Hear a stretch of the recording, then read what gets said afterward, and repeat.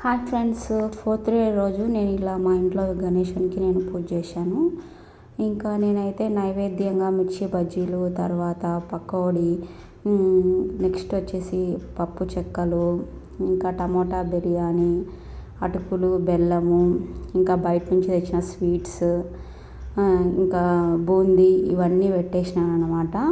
ఇంకా second day రోజు నేను ఏమేమి నైవేద్యం పెట్టాను, థర్డ్ డే రోజు ఏమేమి నైవేద్యం పెట్టాను అవన్నీ నేను వీడియోలో పోస్ట్ చేస్తాను. మీరు వినాయకుడిని మీ ఇంట్లో ఎన్ని రోజులు పెట్టుకున్నారు, ఏ నైవేద్యాలు చేసినారు ఖచ్చితంగా నాకు కామెంట్ చేయండి.